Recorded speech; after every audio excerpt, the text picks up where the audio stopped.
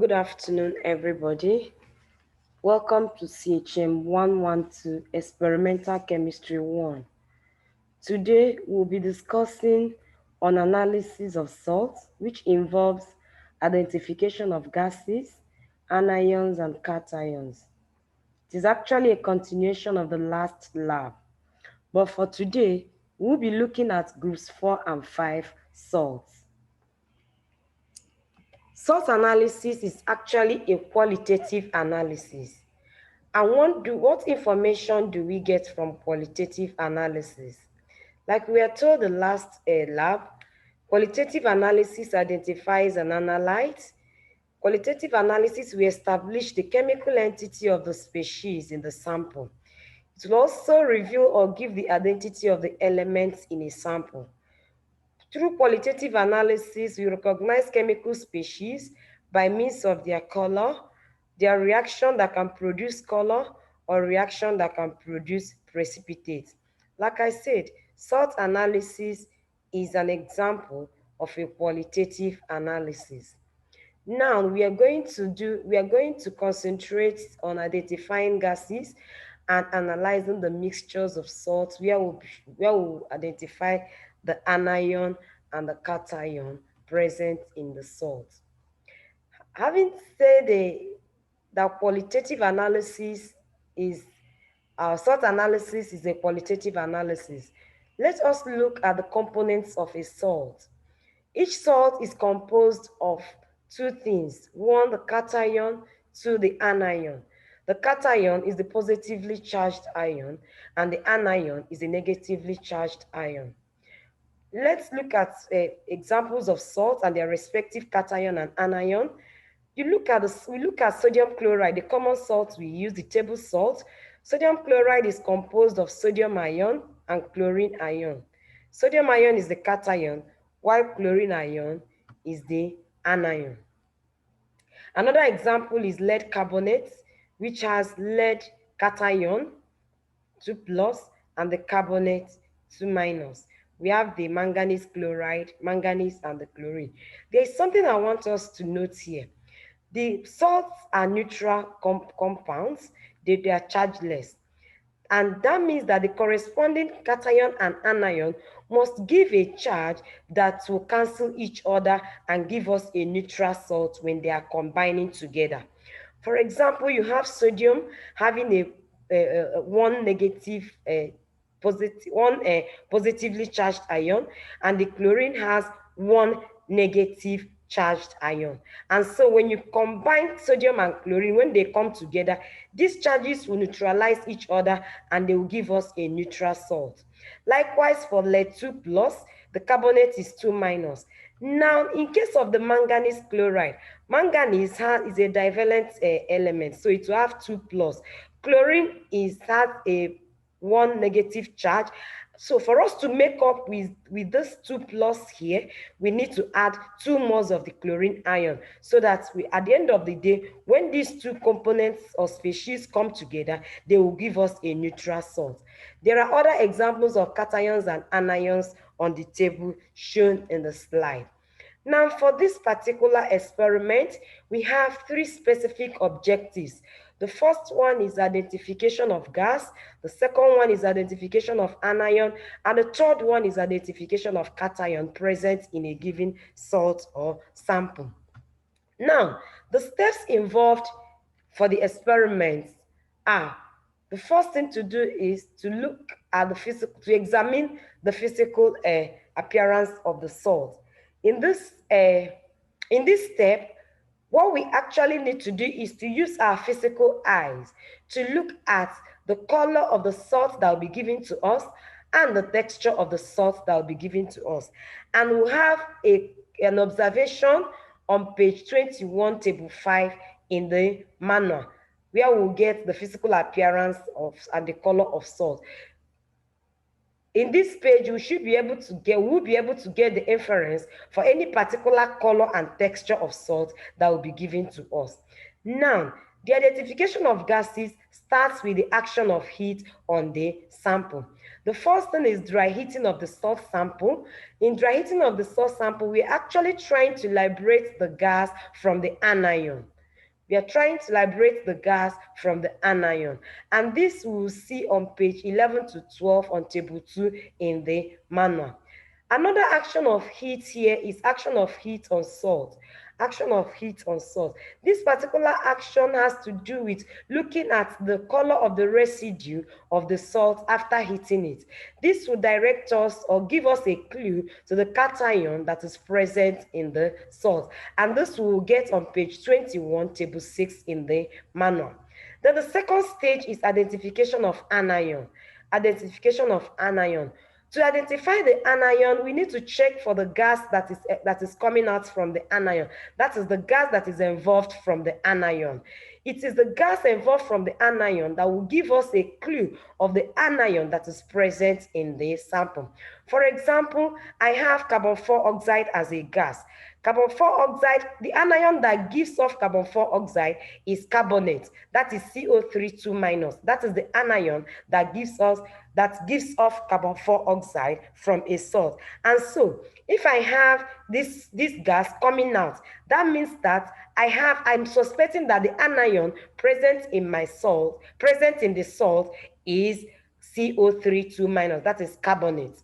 This will also get on page 24, table 8 in the manual. Once we suspect the anion from the gas, we are going to carry out the confirmatory test for the anion. And this also we'll see on page 12 to 14 on table 3 in the manual. The third stage or the final step is identification of cation. For today's experiment or for this week experiment, we are going to look at group 4 and 5 cations. And for group 4, we'll get information on the cation on page 36, and group 5 will get information about the cation on page 41. Once we suspect a cation, the next step is to confirm the cation that is present in the salt sample. Again, we'll get information about this on page 36 for group 4 and page 41 for group 5. Now, we are going to discuss in detail the salt analysis or these steps for groups 4 and 5. We start with the group 4 salt. The group 4 salts are actually referred to as the zinc group. Group 4 salt, they are referred to as the zinc group. This group has 4 cations present in it. It has the zinc, it has the manganese, it has the cobalt, and it has the nickel. And the anions are essentially the sulfate and the chloride ions. Now, what this is telling us is that you cannot go to confirm an anion outside these 4 anions for group 4 you cannot go to confirm another cation outside these 4 cations for group 4 salt. We start the analysis by first looking at the physical appearance, because that is the first thing we said here, physical appearance of the salt sample. The physical appearance of the salt sample.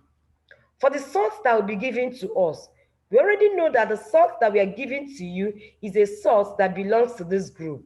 And when you're collecting your salt, please make sure that you get the salt code. Make sure that a code is given to you for that particular salt. For the purpose of this demonstration, I'm going to use X to note my salt code. So I have salt X. And in the physical appearance, what we are watching out for is the color and the texture of the salt. So this does not require any form of reasoning or any form of chemistry at all. It all depends on what your eyes can see, and it all depends on how able you can differentiate colors.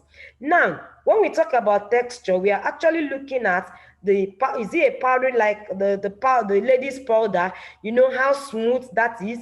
You say it's powdery. If it is like granulated sugar or our table salt in the house that has some kind of crystals, you say crystalline salt. So you look at the color and you look at the texture of the salt, and you now make appropriate inference.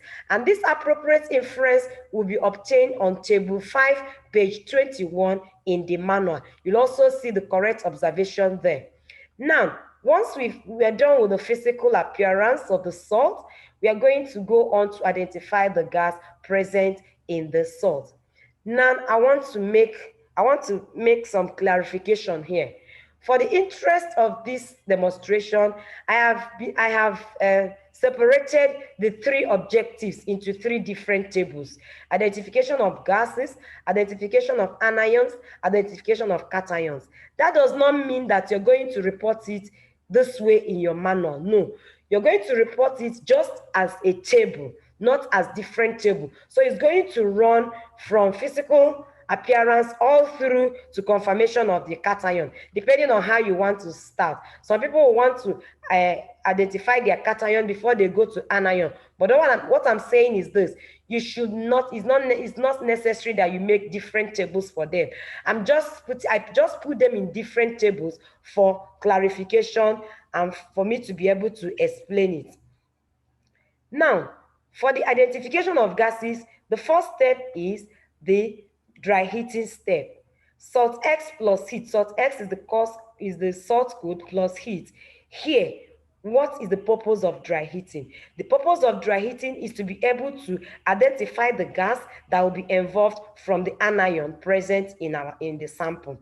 Now, what are we watching out for? We are watching out for the color of the gas, and we're watching out for we are trying to perceive the odor of the gas. The color and the odor of the gas will actually tell us the particular gas, or give us a clue to the gas that is being involved from the anion. And we are going to get the correct observation and inference on table 2, page 11 to 12 in the manual. Sometimes the gases cannot involved by dry heating the salt. We can also carry out the action of dilute H2SO4 on the salt. That is salt X plus dilute H2SO4. Again, it is the same observation here, and the inference is for us to be able to do what? To know or to have a clue of the gas that is coming out from the anion.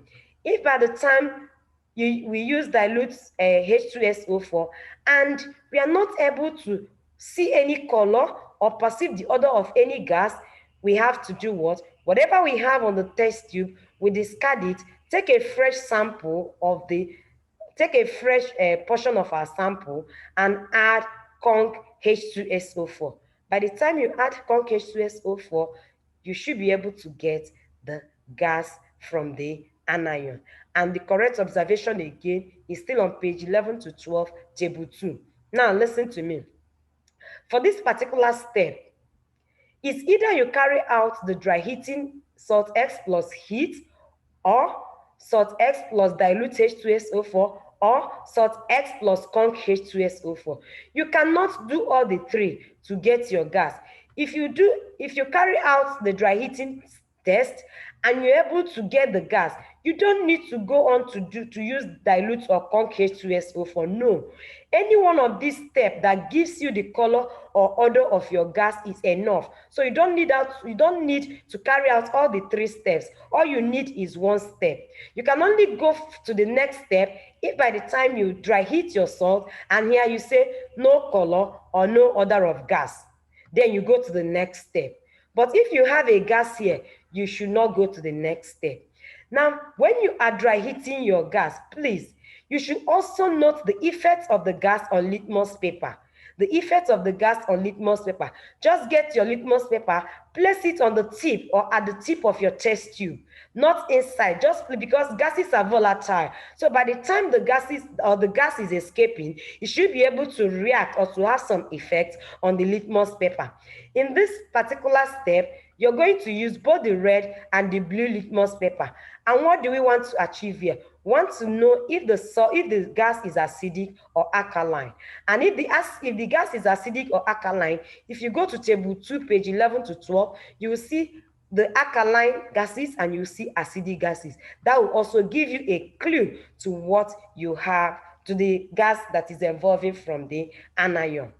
Another thing that we can also observe when we are dry heating is the color change of the residue, if there is any, the color change of the residue. Though this gives us a clue to the type of cation present in the sample, we can do it here, or if we don't do it here, we'll do it when we are carrying out the test for the anion. But here, it's just for us to get a clue to the type of anion, because the residue has color. Sometimes you have a color change from the original color of the salt to another color when you heat the color. So you just note the color change of the residue here. Now, but having suspected our gas here, we will go to confirm the gas. For the confirmatory test of the gas, you go to table 2 again, page 11 to 12 to confirm the gas. So the next step now is to identify the anion. We have already concluded with the identification of the gas. We'll go to the next objective, which is identification of anion. Like I said before, the gas that is involved from your sample will give you a clue of the anion present in that sample. If you're not satisfied with this clue, again, you can carry out this other series of analysis for you to dictate the gas that is coming from your anion and for you to now suspect your anion. The first one is dry heating of the salt. The dry heating of the salt. What are we watching out for here? We're actually watching for the color of the gas and the odor of the gas involved from the anion. If when we dry heat the salt, we were not able to get any of this information, do not worry yourself. Discard whatever you have in the test tube and add a fresh sample, take a fresh sample, add dilute HCl. When you add dilute HCl again, you're still watching out for the color and the odor of gas, because all of these steps here is for us to get the gas that is involved from the anion. By the time you add your dilute HCl to your sample, the sample of the salt, let's say in this case salt X, and still you are not able to perceive or to see any color of gas involved, then gently warm the dilute HCl. Gently warm. Please do not heat. Gently warm. When you're warming, you're still doing what? You're still trying to check out for the odor or the color of the gas involved. Now, if at the time you do this second step and still you are not able to note the color or the odor of the gas, not to worry, discard whatever you have, wash your test tube, dry your test tube, take a fresh sample and add conc H2SO4. If you add conc H2SO4 and nothing happens, heat whatever you have inside the test tube now and watch out for the color and the odor of the gas involved. Any of these three steps will give you the color and the odor of the gas involved. That means that you should not carry out all of them. If you have found that if you've noticed the odor if you have observed the odor and the color here, you don't need to go to this step. So you go to the next step when the first step is negative.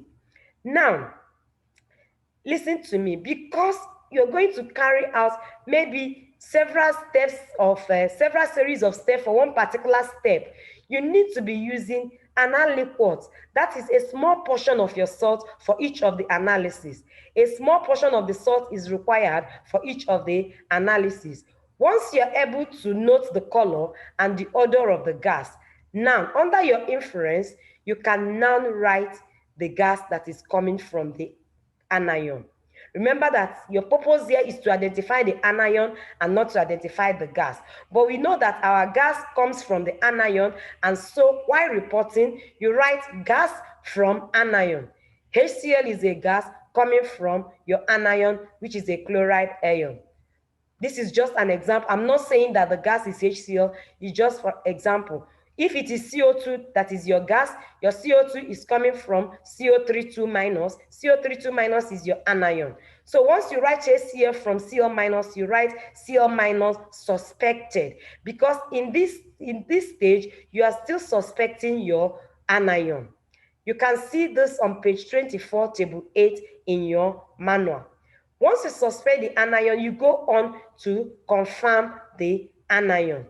The first step in confirming the anion is to prepare the original solution of the salt. To prepare the original solution of the salt. In preparing the original solution of the salt for confirmation of your anion, please do not use an acid to prepare the original solution. Do not use an acid to prepare the original solution that you want to use to confirm the anion. This you see on page 24. The original solution destroys your anion, so you will not get result.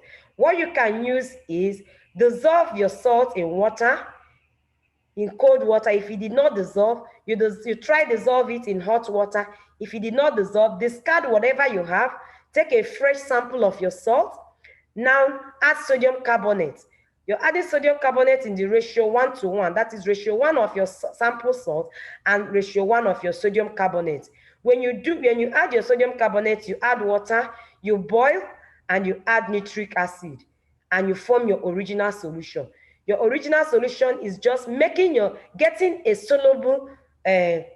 salt soluble in that particular solvent. That is the way you prepare your original solution. But please, for anion confirmatory test, you do not use acid to prepare the original solution.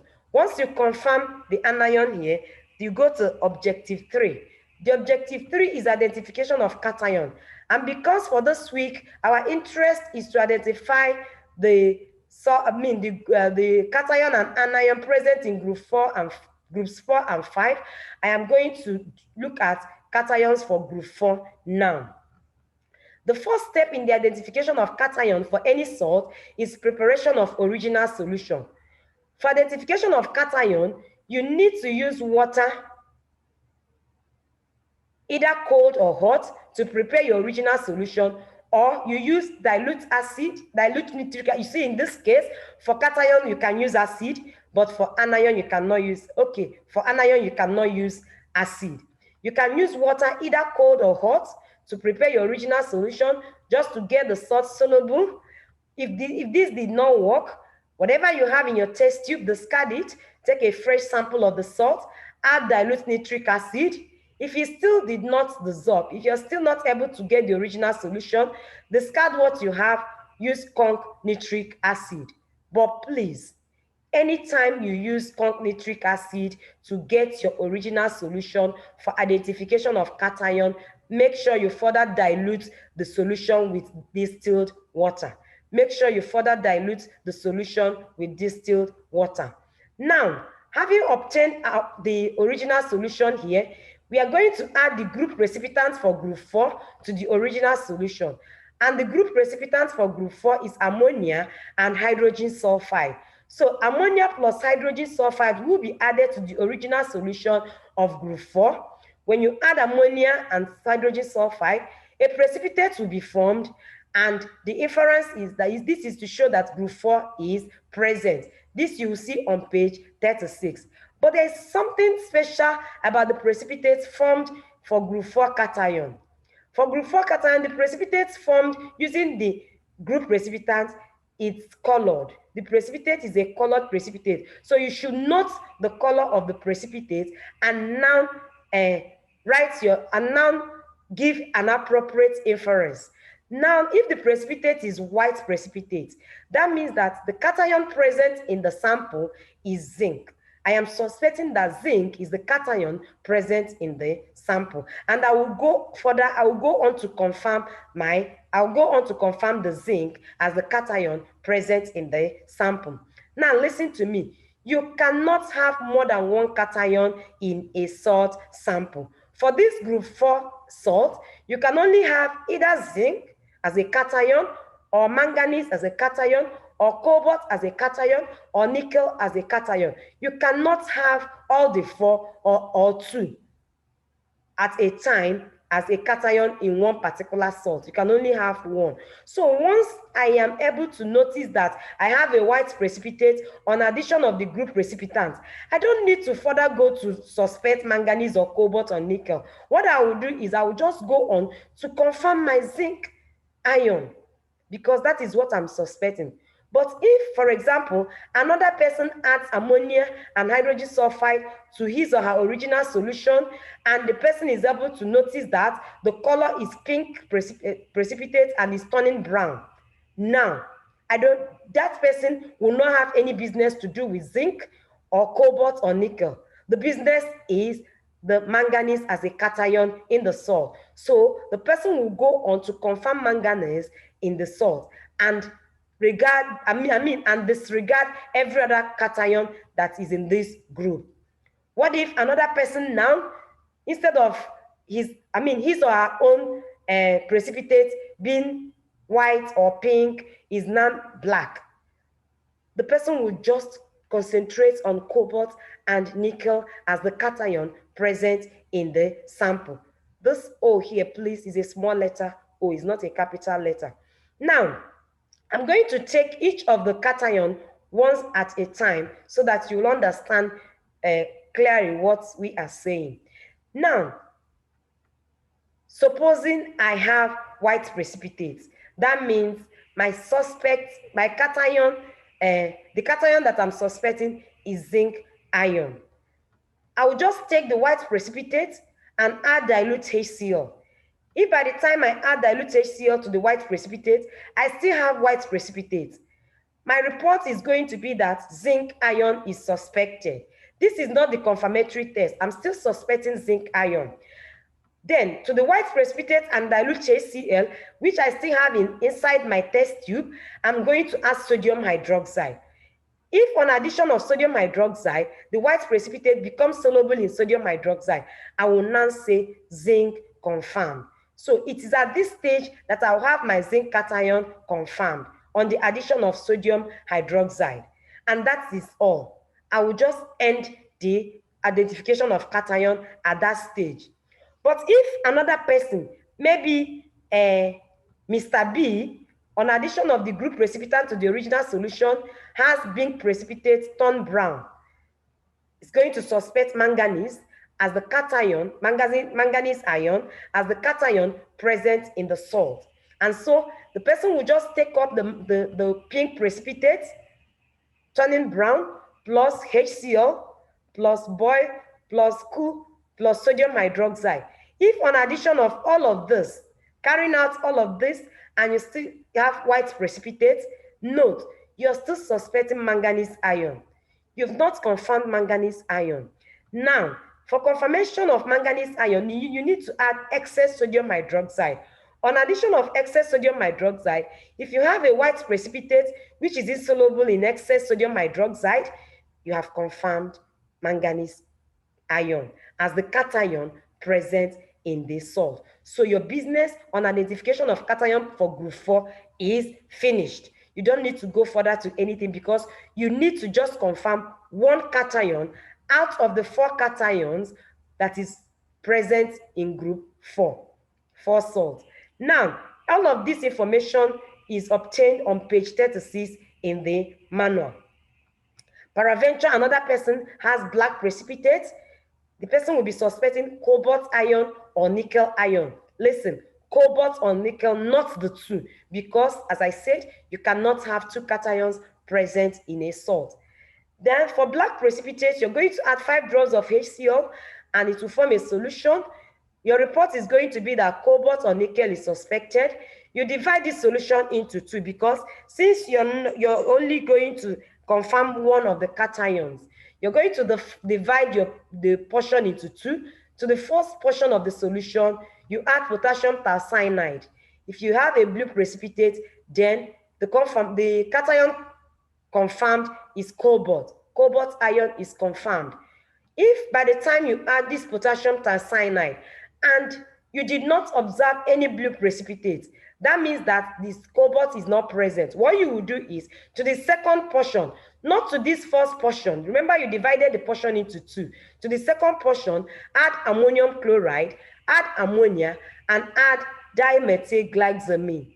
By the time you add these 3 to the second portion and you have a red precipitate, you're going to confirm your nickel ion as the cation present in the salt.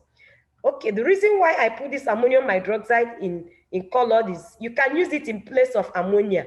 If there is no ammonia, but there is ammonium hydroxide, you use ammonium hydroxide instead of ammonia. But if there is ammonia, use ammonia. So to the second portion, you're adding ammonium chloride, ammonia, and dimethylglycamine.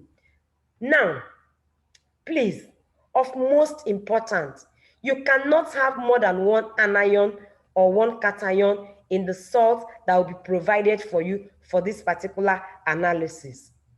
That means that you only need to identify and confirm 1 anion for each group. For group 4, you confirm 1 anion and 1 cation. For group 5, you confirm one anion and one cation. And at the end of your confirmation of the anion and the cation, you're going to give us the name of the salt by combining the respective anion and cation. For example, now, if for group 4, the anion that is present in the salt given to me for group 4 is manganese ion. That is Mn2 plus. And the anion is Cl minus. That means I'm going to combine these two and give the name of the salt as manganese chloride. That is what I mean when I say give the name of the salt by combining the respective anion and cation. But this will come at the end of the confirmatory test for both cation and anion. That's when you'll be able to give the name of the salt. Now for group 5 is called the calcium group. Group 5, you have your barium ion, you have the strontium ion, and you have the calcium ion. Here, I am not going to go into details what I did because it is still the same step. You're going to follow the step for the identification of gases and anion as given in group 4. So it's going to start from physical appearance, dry heating, all of them. That is what I mean. You're going to follow the step for group 5. Now, the only thing I want to add in group 5 is identification of cation, because group 5 has a different group precipitate for it. So we need to specify that out. And again, you cannot confirm any other cation for group 5 aside from these three that is given here. So let's go to identification of cation for group 5. For group 5 salt, again, you start identification of cation for any of the salt by preparation of original solution. That I have told you how to prepare. Now, when you prepare your original solution, you need to add the group precipitants for group 5. The group precipitants for group 5 is ammonia and ammonium carbonate. Ammonia and ammonium carbonate. When you add this group precipitant to the original solution, you're going to get a white precipitate. It will give a white precipitate. Then under your inference, you just write that group 5 present. Everything about group 5 cation will be seen on page 41 in the manual. Now, when this white precipitate is obtained, remember you have 3 possible cations present in group 5 salt. Now, you're going to take your white precipitate in the test tube. It's still in the test tube. You're not discarding anything. You're still going to use whatever you have here to this stage. Add acetic acid or ethanoic acid, whatever it is being labeled with. If it's labeled with acetic acid, that's the common name. If it is ethanoic acid, that is the chemical name. Then you add ethanoic acid and you boil. When you do this, you're going to observe that this white precipitate will dissolve. When it dissolves now, divide the solution obtained here into 3. When you divide it into 3 portions, now carry out each of these to the respective portion. To part 1, add this. But if by the time you add potassium chromate to part 1 and you have a correct observation according to what is written on page 41 in the manual, you don't need to do anything with part 2 and part 3 because you can only identify one cation for this group. You can only go to part 2 when there is no correct observation for part 1. Then you go to part 2. And if by the time you come to part 2 and you are able to observe the cation with this particular reagent, you don't need to do part 3. You just have to do what? To confirm that particular cation. And at the end of the day, you give us the name of the salt by combining the name of your cation and the name of your anion together to name your salt. Now, like I said, you give the name of the salt for each group. For group 4, you give the name of the salt. For group 5, you give the name of the salt. I believe by the time you go through this voice record, you should be able to carry out this analysis under minimal supervision and in the minimum time. So you're not meant to waste time carrying out your experiment because everything you need to do, I have told you what to do. Once you go once you go step by step on what you have here, you should be able to finish on time, and you should be able to get the correct salt for each of the group. Thank you very much, and they do have a successful lab practical.